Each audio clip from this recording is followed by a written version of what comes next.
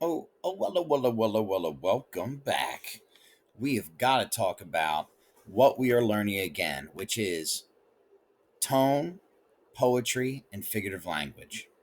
We've also got to learn why are we learning it because it'll help unlock more complicated ideas that we want to access in the future. And then finally, and of course another why, having a tone of voice that's appropriate in writing and out loud is going to help you with job interviews, whatever job you got, enormously. All right. So hang in there, bud. So, how are we going to do it? I'll show you that in a moment. How are we going to analyze tone in poetry and figurative language? Well, first, we're going to look at an exemplar. Please repeat after me. Exemplar. Example. An exemplar is an example. Here is an example of a well written essay about the poem Point B by Sarah Kay. Let's go ahead and take the time to read this now. Sarah Kay's B uses figurative language to express themes about life's joy and life's pain. In it, Kay addresses a hypothetical daughter, saying, life will hit you hard, but getting the wind knocked out of you is the only way to remind your lungs how much they like the taste of air. She says it like this in the performance. You may be able to hear it, you may not. And she's gonna learn that this life will hit you hard in the face. Wait for you to get back up just so it can kick you in the stomach. But getting the wind knocked out of you is the only way to remind your lungs how much they like the taste of air. There is her. So hopefully that worked. Okay. Now, through personification of life and lungs, Kay shows that life can cause shocking pain. However, when Kay says this pain reminds lungs to enjoy air, she suggests that struggles can remind us to appreciate what we have. This language emphasizes Kay's message to enjoy life despite challenges. So, we're going to use that exemplar. Does it talk about tone? Yes. Shocking tone, right? She makes a shocked face. Does she talk about tone? Yes. A joyful tone or a life affirming tone, right? And all these emotions that she's bringing to her performance, all right? Now, let's go ahead and please move this paragraph to the lower right hand corner of your desk. And we'll go back to that soon. Lower right hand corner of your desk, please, now. Next, please find the theme, the lesson about life or human nature that the story teaches. And I'd like you to grab the theme, to bend it back so that it stands up, and then to put it front and center at the top of your desk there. Please do so now. Excellent. Now, next thing we're going to do is get some of the reminders. There's a theme, it's white and red and just red, right? So the two red cards are with the red lettering. Please grab those and place them underneath theme. Please do so now.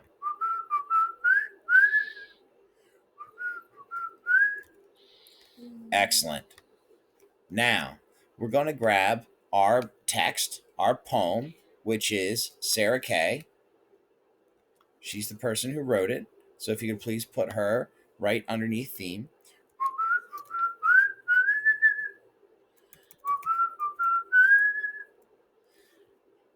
And then we'll get the words that she spoke as well, which we have here in yellow. Remind your lungs how much they like the taste of air. Please set this up now.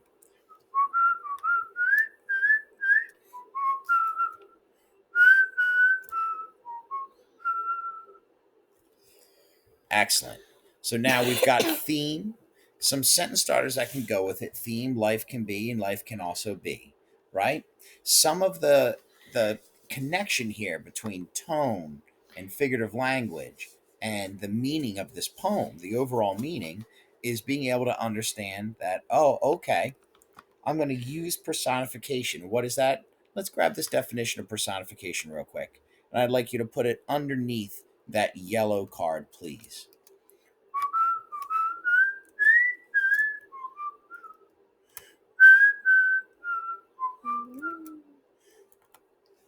All right. Personification is giving a human thing, a non-human thing, human attributes.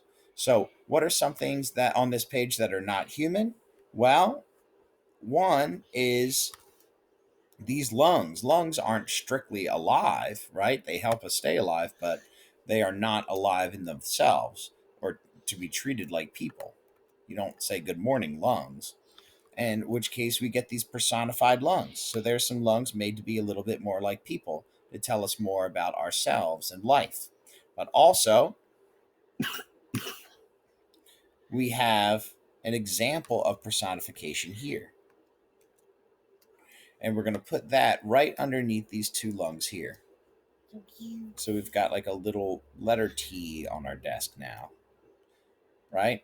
And you'll see that this one here, I'm going to blow it up so I can see a little bit easier on the screen. These are two examples of figurative language. Positive, the sun happily greeted everyone good morning. Notice the verb. Repeat after me, everybody. Verb. Verb. Action. Action. Action. All right. A verb is an action. And verbs are the easiest way for you to tell, or the best way for you to tell, if personification is at play. The sky turned dreary as the glum clouds enveloped it, right?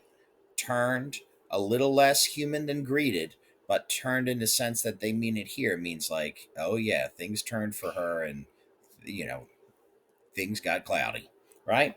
So positive and negative personification is usually asserting one or the other, just like most words.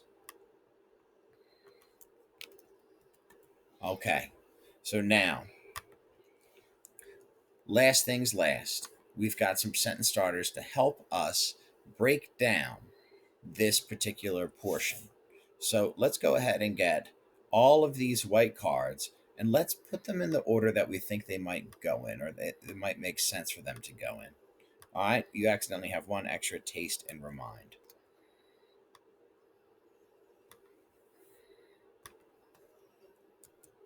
And what I'd like you to do is from left to right across your desk is I'd like you to see what do you think should be the first example. Well, for me, I like this is an example. And we'll make that number one here on the far left. The other ones we'll put in the lower left-hand corner, the extreme corner of our desk, and we'll take the time to put those in order. I'm going to give you guys the amount of time that it takes Mr. Surface to get it in order as well. So you'll be working at your desk, just kind of ignoring the screen, but this will be the amount of time that your group is given to attempt to put these white cards in order from left to right, going across this letter T. So let's go ahead and begin.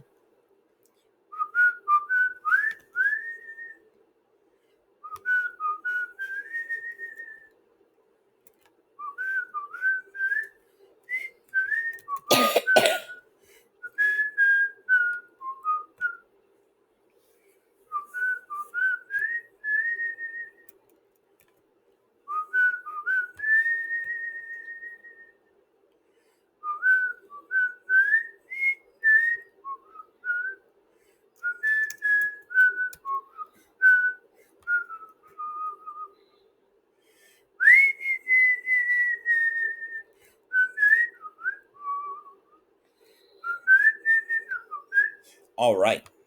So now we finally have our last Black Joy Matters, and that's just to remind us of what's going on with tone, right? Even though this is a somewhat negative, thing that life is doing to this person, they're still getting something positive out of it. And part of understanding that is knowing the tone that we're getting this line about the lungs enjoying air, right? It's not really a clinical medical ER situation, right? It's not get the gurney and rush them in, everybody's upset. It's the lungs get that next breath of air that reminds them how sweet life can be and how sweet life is.